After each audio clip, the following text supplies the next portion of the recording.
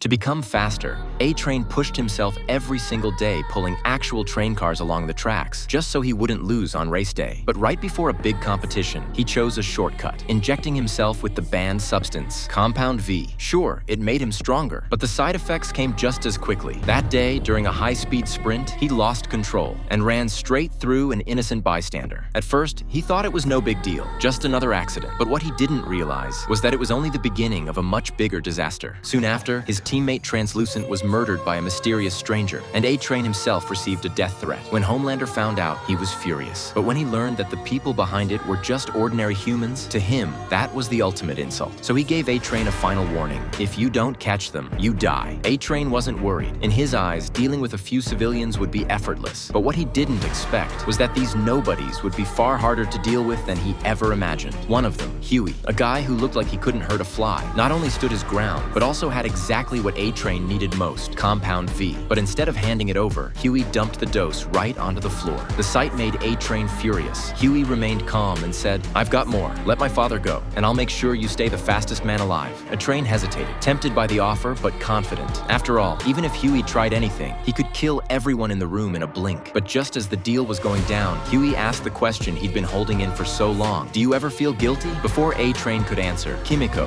the female, suddenly attacked. Turns out, Huey had been stalling all along. This was never about negotiation. It was about revenge. He didn't want to kill A-Train. He wanted him to feel the same helplessness and pain that he once felt when his girlfriend was killed. At the same time, Butcher made a crucial move. He handed over Compound V to the FBI in exchange for protection, for his team and for his family. They were already exposed. It was only a matter of time before Homelander found them. Now armed with solid proof, the Bureau confronted Vought's senior executive, Madeline Stillwell. But Madeline wasn't the least bit worried, because everything was already in motion. That same moment, a terrifying new threat appeared on the battlefield, a super terrorist. Engulfed in flames, he wiped out an entire military unit within seconds and walked away without a scratch. Faced with this kind of power, even the Pentagon was out of options. Their only hope was to call in Homelander, and that's when the truth became clear. Vought's game was never just about profits. They created superheroes, then they created supervillains. They orchestrated chaos just to sell the cure. With one hand, they fed the crisis. With the other, they reached straight into the heart of national defense.